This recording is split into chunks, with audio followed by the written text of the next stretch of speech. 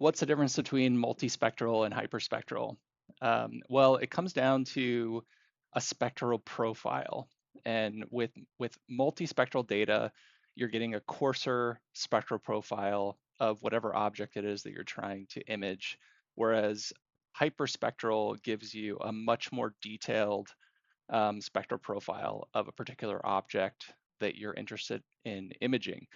So the image I have on the screen is showing a multispectral profile versus a hyperspectral profile. They're both of vegetation. This one is of an almond tree, I think, in California. The other one is of an orchard.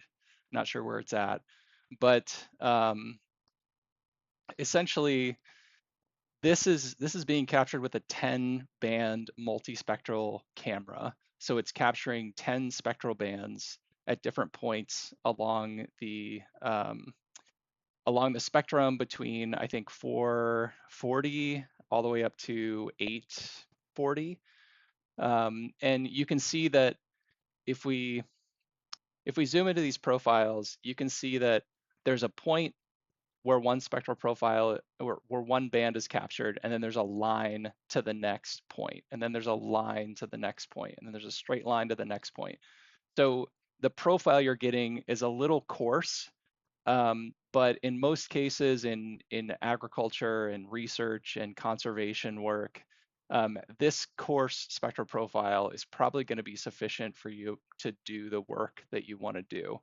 So if you're looking at like differences in plant vigor or plant health, or maybe there's like significant differences in plant species, like you're looking at a broadleaf weed versus something like a corn plant, you're going to see those spectral profiles you're going to see those differences in spectral profiles with a coarse um, with a coarse spectral profile like what we're seeing. Whereas with hyperspectral data, you're getting a much finer, more defined spectral profile. So this is from a hyperspectral camera sensor company called Specim, and this particular sensor probably has a few hundred, maybe 100 to 200 spectral bands. So instead of 10 points along the spectrum, you're getting a much more detailed profile. And the reason that's important is if you're looking for really subtle differences, like maybe one variant of corn versus another variant of corn, you might be able to pick up those differences in a hyperspectral spectral profile versus not being able to pick up those differences in a coarse profile like this. A few different cameras that are capturing, multispectral versus hyperspectral. Like one example would be this 15 band multispectral camera from MicaSense. So it's essentially three cameras, three 5 band multispectral cameras stacked side by side, tied together so that they're triggering all at once. So those are capturing 15 spectral bands. You can also capture 5 bands using one camera. You can pair two together to capture 10 bands. You can pair all three together to get 15 bands. Whereas a hyperspectral camera might look something like this. So this is a Qbert X20, and this sensor captures 164 spectral bands, allowing you to get that more detailed spectral profile to do better classification work with like machine learning. Another example of hyperspectral from the satellite level is this data set from the EMIT hyperspectral sensor on the International Space Station.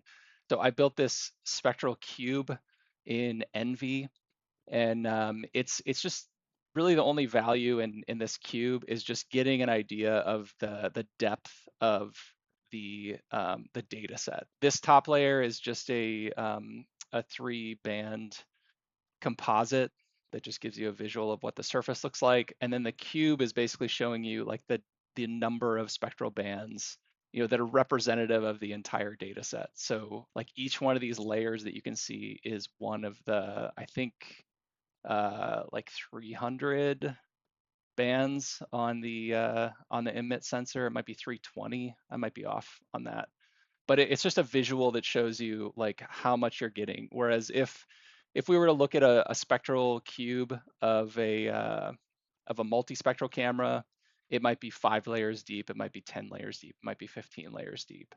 So again, the value here is, again, if I go back to the comparison between the two, for like general plant health classification that is kind of obvious, multispectral is probably going to be sufficient.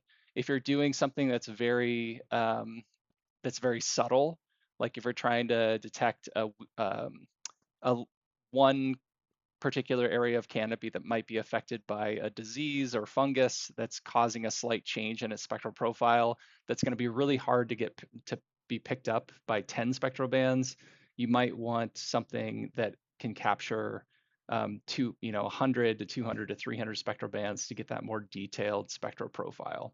That's pretty much the difference. So for multispectral, it's good for most plant canopy analysis. If you're doing more intensive research work where you're wanting to see subtle differences, having a better spectral profile or a more detailed spectral profile is probably going to be your best bet. I've got some other videos on hyperspectral data in Envy. You can check those out. I think I've got some other videos on multispectral as well. So feel free to check those out, and like and subscribe if you like this content.